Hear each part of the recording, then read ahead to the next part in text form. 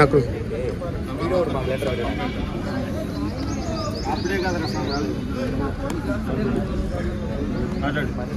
అందరికీ నమస్కారం. Telangana movie and TV digital artist union సభ్యులమైన మేము ఫిబ్రవరి 11వ తారీఖు జరుపుకోబోయే ఎన్నికల్లో మనా ప్యానల్ తరఫున మేమందరం నామినేషన్ వేయడం జరిగింది. ఇప్పుడే లేబర్ కమిషనర్ వారికి మా నామినేషన్ పత్రాలు ఇవ్వడం జరిగింది.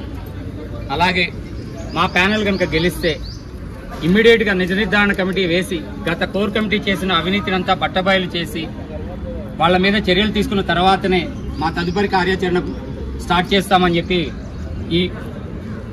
ఈ ప్రకటన చేస్తున్నాము. Thank you.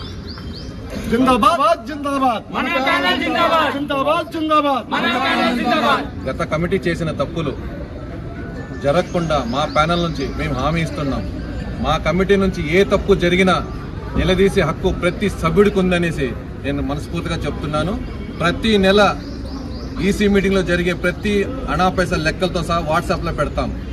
ప్రతి సభ్యుడు మమ్మల్ని ప్రశ్నించే హక్కు మీకుంది. ఇప్పుడు గత 4 సార్ల నుండి కూడా ఎవరైతే 2 ఎలక్షన్స్లో పృథ్వీరాజ్ ప్రెసిడెంట్ అయ్యారో అప్పుడు జనరల్ సెక్రటరీ సైదుల నుంచి వచ్చిన ప్రాబ్లమ్స్ కానీ ఇప్పుడు మొన్న జరిగిన ప్యానల్లో కానీ మీకు లెక్కలు సరిగ్గా లేవన్నారు కదా. మరి లెక్కలు లేనప్పుడు మీరు ఎట్లా పోటీ చేస్తున్నారు? ఎందుకు పోటీ చేస్తున్నారు? లెక్కలు అయినాక నిజ నిర్ధారణ అయినాక అది చేయాలి. యాక్చువల్లీ ఈ కమిటీని మేము కోరడం జరిగింది, నిజ నిర్ధారణ కమిటీ వేయమని. వాళ్ళు టైంని అలా లాగి చేస్తూ వచ్చారు తప్ప దీనికి సరైన సమాధానం ఇవ్వలేదు. సో మా కమిటీ రాగానే ఇమ్మీడియట్గా నిజ నిర్ధారణ కమిటీ వేసి ఎవరైతే ఆర్థిక అవకతవకలకి పాల్పడ్డారో వాళ్ళందరి మీద ఖచ్చితంగా చర్యలు తీసుకోవడం జరుగుతుందని.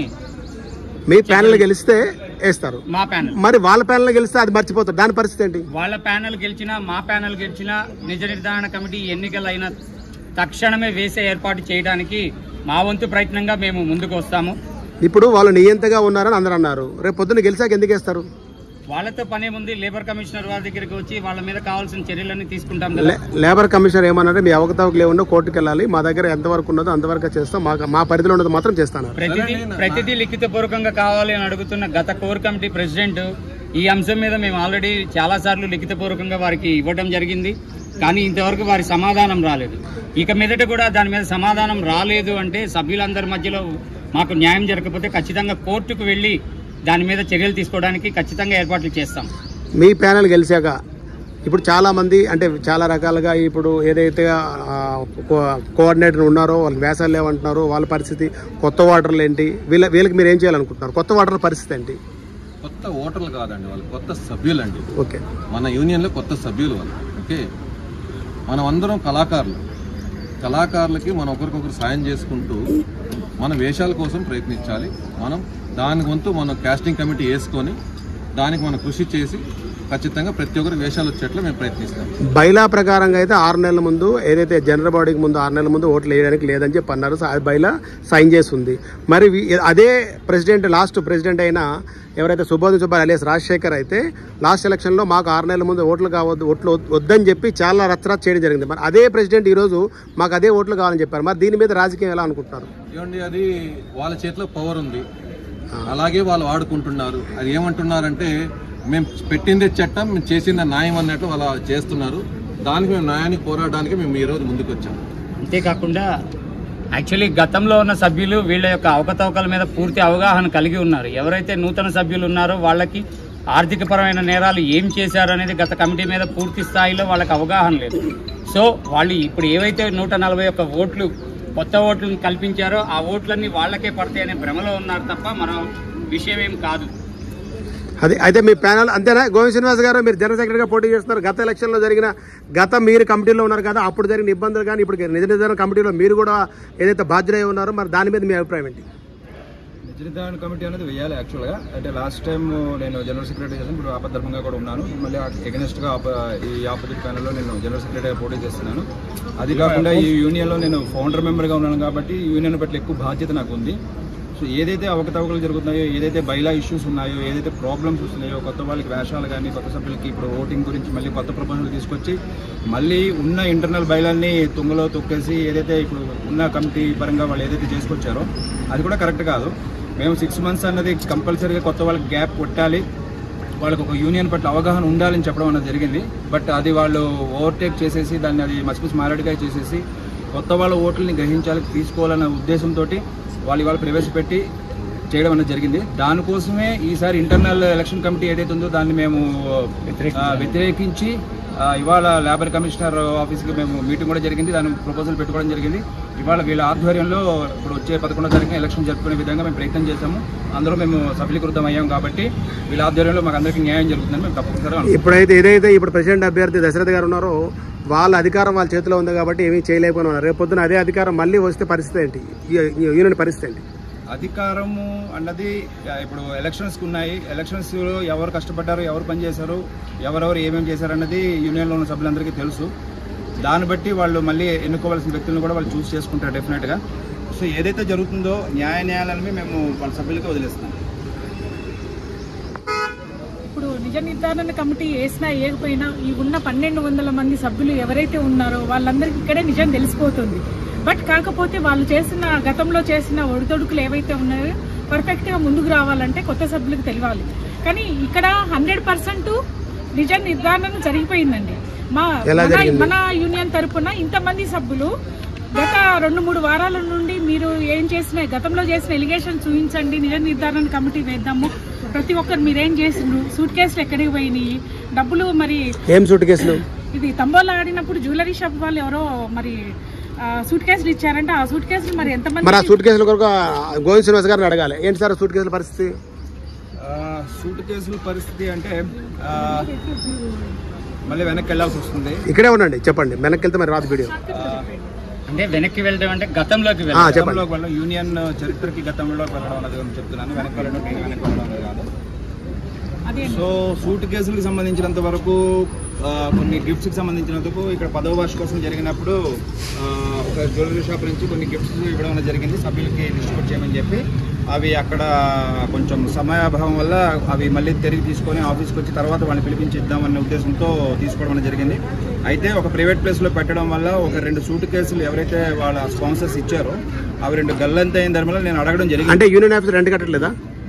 యూనియన్ ఆఫీస్ రెంట్ కడుతుంది. మరి ఎందుకు పెట్టలేదు అక్కడ? యూనియన్ ఆఫీసులో పెట్టమని నేను యూనియన్ ఆఫీస్లో ఉన్న విష్ణు అనే ఆఫీస్ చెప్పడం జరిగింది. యూనియన్ ప్రాపర్టీలు ఏవేవైతే వచ్చాయో యూనియన్ సంబంధించినంత వరకు ఆ ఉత్సవంలో ఏవైతే జరిగాయో ఆ ఉత్సవానికి సంబంధించి యూనియన్కి సంబంధించిన వ్యవహారాలు ఏవైతే ఉన్నాయో అవన్నీ కూడా తీసుకొచ్చి ఆ నెక్స్ట్ డే ఆఫీస్లో పెట్టమని చెప్పడం జరిగింది. ఆ అబ్బాయి డిలే చేయడం వల్ల ఆ 3rd డే ఏదైతే ఉందో నేను అడగడం జరిగింది. ప్రెసిడెంట్ గారిని కూడా అడగడం జరిగింది, ఇతరత్ర కొంతమందిని కూడా చెప్పడం జరిగింది. అది వచ్చాయనే విషయం చాలామందికి తెలుసు. కాకపోతే అవి ఏమయ్యాయి నేను అడిగినప్పుడు అవి వాళ్ళు మళ్ళీ తిరిగి అడిగారు, వాళ్ళకి నేను ఇవ్వడం జరిగింది. అవి మళ్ళీ వాళ్ళు తీసుకుని వెళ్ళి ఎవరికి ఇచ్చారు? జరిగింది ఎవరైతే స్పాన్సర్స్ చేశారో వాళ్ళకి మళ్ళీ మీరు ఇచ్చారా? లేదండి, ప్రస్తుతం ఆపద్ధర్మంగా ఉన్న రాజశేఖర్ గారు ప్రెసిడెంట్ గారు. మీరు ఆపద్ధర్మ ఆయన ఒప్పుకోలేదు, మొన్న ప్రెసిడెంట్ అని చెప్పి నేను తిరిగి ఇచ్చేటప్పుడు జనరల్ సెక్రటరీ కానీ, ట్రెజరర్ కానీ, వైస్ ప్రెసిడెంట్స్ కానీ వీళ్ళ ప్యానెల్ ఎవరైతే సభ్యులు ఉన్నారో వాళ్ళందరూ ఆధ్వర్యంలో తిరిగి రిటర్న్ ఇవ్వాలి. అది రిటర్న్ ఇవ్వకపోగా పర్సనల్ గా వాళ్ళు కరెక్ట్ ఇన్ఫర్మేషన్ అంటే కమిటీకి ఇన్ఫర్మేషన్ ఇవ్వకుండా అంటే ఇచ్చారా లేదు, నమ్మకం లేదు, 100% ఇవ్వలేదు. అది ఎంత వర్త్ ఉంటుంది? ఎంత సార్? 100 రూపీస్ అయినా యూనియన్ కి సంబంధించింది ఇంపార్టెంట్ ఏంటి సార్? ఒకవేళ అది యూనియన్ కి అవసరం లేదంటే ఎవరికైనా సభ్యులకు అవసరం ఉంటే ఆ డబ్బులు వస్తాయి యూనియన్ అకౌంట్ లో వేయాలి. బట్ అలాంటివి చేయొచ్చు. లేదంటే మన ఆఫీస్కే ఎన్నో అవసరాలు ఉంటాయి, ఫైల్స్ అవి పెట్టుకోవడానికని యూజ్ అవుతాయి, ఎందుకు పెట్టలేదు? ఇంకొకటి, ఈ 1200 మంది సభ్యులకు చెప్పాల్సింది ఏంటంటే ముఖ్యంగా నిజ నిర్ధారణ కమిటీ అనేది ఆల్మోస్ట్ 1200 మందికి తెలిసిపోయి ఉంటది ఇక్కడ ఎవరు అవకతవకలు చేశారు. ఒక ప్రెసిడెంట్ అయినా ఇంతమంది కూడా క్వశ్చన్ చేస్తుంటే ఒక్కసారి కూడా నోరు విప్పి మాట్లాడకపోగా సైలెంట్ గా ఉన్నారు.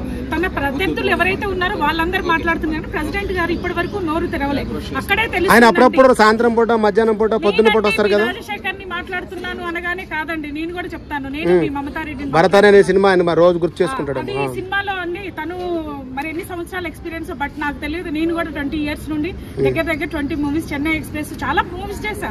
బట్ మధ్యలో గ్యాప్ రావడాన నేను ఈ రోజు బ్యాక్ ఉండొచ్చు. కానీ బట్ ప్రతి ఒక్కరు ఎవరికి వాడే తోపండి ఇండస్ట్రీలో. ఎవరికి ఎవడు గొప్ప కాదు, ఎవరికి గొప్ప కాదు, ఎవరికి వాడే గొప్ప.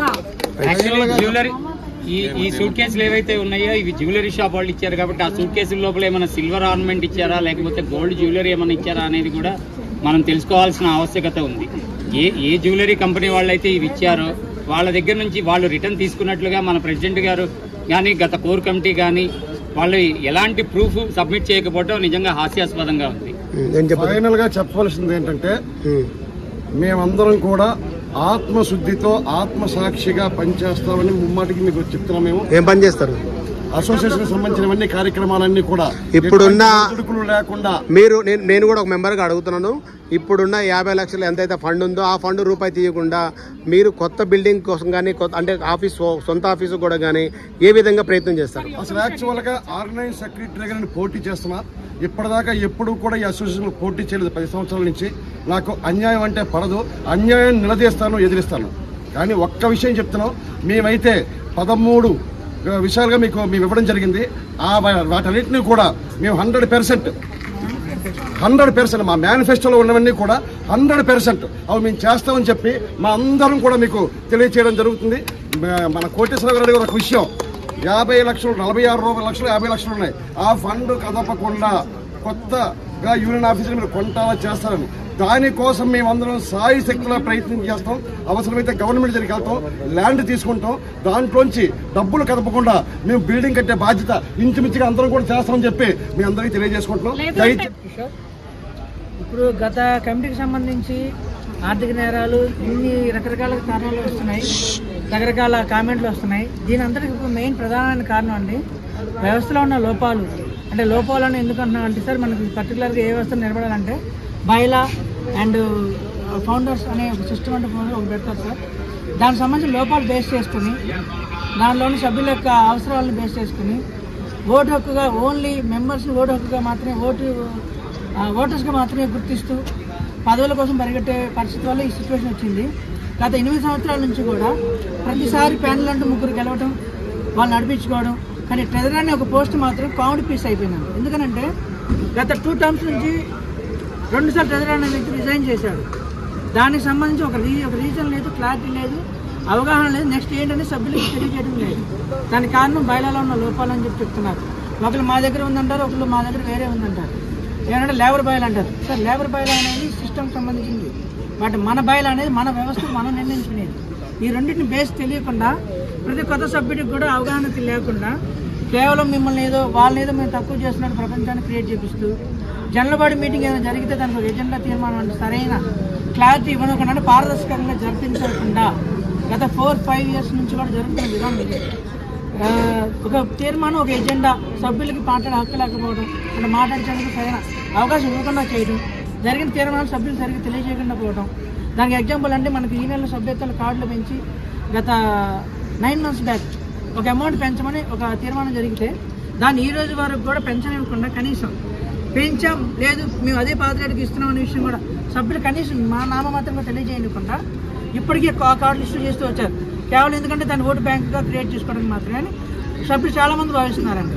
అలాగే లాస్ట్ మీటింగ్లో కూడా అండి మనకున్న పాత్రలు ఏదైతే ఉందో 6 నెలల వరకు ఓటు హక్కు ఇవ్వకూడదు కదా అనేది మనకు రెగ్యులర్గా నడుస్తున్న ఒక సాంప్రదాయాన్ని తెలిసి కూడా కావాలని ఓటు హక్కుగా మార్చడం కోసం ట్రై చేస్తూ సభ్యులందరినీ కూడా డైవర్ట్ చేయడానికి, అంటే మాకు అయితే వద్దంటున్నారు వీళ్ళందరూ మనకు దుర్మార్గులు, వీళ్ళు మనల్ని కాదంటున్నారు, మనం డబ్బులు కట్టాం కదా అనే విధంగా డైవర్ట్ చేపిస్తూ కూడా ఈ విధానంలో ఉన్న లోపాలను బేస్ చేసుకుని సభ్యుల యొక్క మనస్తత్వాన్ని బేస్ చేసుకుని ఎప్పటికప్పుడు ప్రతిపక్షం మిత్రపక్షం డివైడ్ చేస్తున్నారండి. ఎలక్షన్ అయిపోయాక మనందరం ఒకటే అంటారు కానీ అదంతా అబద్ధం అండి. ఎలక్షన్ అయినా ఉన్నా మనలో ఉన్న ఏదైతే ఆలోచనలు ఉంటాయో వాటి విరుద్ధం ఎప్పుడూ అలాగే ఉంటుందండి. ఎప్పుడైతే ఒకటిగా పనిచేయాలనుకుంటామో ఇది మన కోసం కాదు మన అందరి కోసం ముందుకు వస్తామో అప్పుడు ఈ లోపాలను సరి చేయగలం. ఇప్పుడు రాబోయే రోజుల్లో భవిష్యత్తులో మన బిల్డింగ్ అంటున్నారు, ఇంకోటి అంటున్నారు సార్. బేసిక్గా సభ్యుడికి ఏమైనా సమస్య వస్తే మెడికల్ టెస్టింగ్లు వద్దండి, టెస్టింగ్ తర్వాత జరిగే ట్రీట్మెంట్ కావాలి మాకు. అలాగే మాకు హౌసెస్ బిల్డింగ్లు అపార్ట్మెంట్స్ వద్దండి, కానీ 2 కట్టిన అవకాశాలు కావాలి. అండ్ ఇంకా ఓన్ బిల్డింగ్ ఇవి అంటున్నారు సార్. ప్రభుత్వానికి చెట్టుకు చిన్న అర్జీ పెట్టుకునే అవకాశం ఉందని తెలిసి కూడా దానివైపు ఏ ప్రయత్నం ఎవరు ముందుకు వెళ్ళాలి 5 రోజుల వరకు. అండ్ ఫెడరేషన్ ఇదిగో అడుగుగా స్వర్గం ఇదిగో రండి అని చెప్పి ఆ ఫెడరేషన్ పూర్తి చెప్పి ఎన్నిసార్లు పదవులు కొట్టేశారు, ఎన్నిసార్లు పదవులకి అరువుల ఛార్జీలో సభ్యులు మప్పి పెట్టారు. అంటే ఎందుకంటే చెప్తున్నాను సార్, ఇంకొక విషయం కూడా చెప్పాల్సింది మనకి ఇప్పుడైతే రవీంద్ర భారతి ప్రోగ్రాంలు అవి మిస్సింగ్స్ అంటున్నారు. దీనికి ఎలా కమిటీ ఎలా బాధ్యలో దీనికి కొన్ని కమిటీలు వేసుకున్నారు sir. Cultural committee, finance committee, bylaw committee and finance committee. ఈ 4 కమిటీలు కూడా సాక్ష్యంగా తీసుకోండి. వీటికి సంబంధించి వాళ్ళు కూడా బాధ్యతలు ఉంటారు. అందులో ఉన్న వాళ్ళు కూడా ఇక్కడ ఏ వ్యవస్థలో ఏ లోపం జరిగిందో వాళ్ళు కూడా ఫిట్నెస్గా తీసుకోవాల్సిందిగా కోరుకుంటున్నారు. నాకు ఒక చిన్న డౌట్, మీరు ఫౌండర్ మెంబర్ కాబట్టి అసలు ఫస్ట్ రిజిస్ట్రేషన్ ఏ పేరు మీద అయింది? Telugu movie TV artist union గా మనం ఫస్ట్ రిజిస్ట్రేషన్ చేసుకున్నాం. ఎక్కడ చేశారు? ఇది రిజిస్టర్ ఆఫీస్ లో రిజిస్టర్ ఆఫీస్లో చేశారు. తర్వాత పేరు మార్చిన రిజిస్టర్ ఆఫీస్లో ఎందుకు మరి మార్చలేదు? అది యాక్చువల్లీ అప్పటికి మన యూనియన్ వచ్చేసి Telangana movie and TV artist union గా లేబర్ యాక్ట్ ప్రకారం సిఐటి అండర్ లో రిజిస్ట్రేషన్ చేయడం వల్ల దానికి సపరేట్ గా రిజిస్టర్ ఆఫీస్ లో చేయాల్సిన అవసరం లేదని కొంతమంది మిస్గైడ్ చేయడం తోటి ఇలా లేబర్ ఆఫీస్ లో మనం రిజిస్టర్ అవడం జరిగింది. ఇప్పుడు డిజిటల్ అని చేశారు కదా, దాన్ని నామినేట్ అయిందా? దాన్ని పూర్తి చేశారు? అది కూడా నామినేటెడ్ అయిందండి. ఎట్లా? మనకి రిజిస్ట్రేషన్ నెంబర్ ఏం మారలేదు, కానీ మన యొక్క యూనియన్ కి ప్రతిసారి కూడా తెలుగు నుంచి తెలంగాణ, తెలంగాణ నుంచి ఇప్పుడు Telangana movie TV and digital artist అది ఇక్కడ లేబర్ ఆఫీస్ లో అయింది, కానీ సబ్ రిజిస్టర్ ఆఫీస్ లో కాలేదు. సబ్ రిజిస్టర్ ఆఫీస్ లో కూడా అయిందండి. ఏది డిజిటల్ ఆర్టిస్ట్ యూనియన్ అనేది సబ్ రిజిస్టర్ ఆఫీస్ లో కూడా అయింది. ఇప్పుడు చెప్పండి. నమస్కారం అండి, నా పేరు మండలి మాధవి. నేను వైస్ ప్రెసిడెంట్ అభ్యర్థిగా పోటీ చేస్తున్నాను. మన్నా ప్యానల్ నుంచి ప్రెసిడెంట్ గా దశరథి గారు ప్యానల్ ఇది. అయితే ఇక్కడ ఇప్పుడున్నటువంటి మన రాజశేఖర్ ప్రెసిడెంట్ అభ్యర్థి మేము డెవలప్ చేసామని మాత్రం చెప్తారు.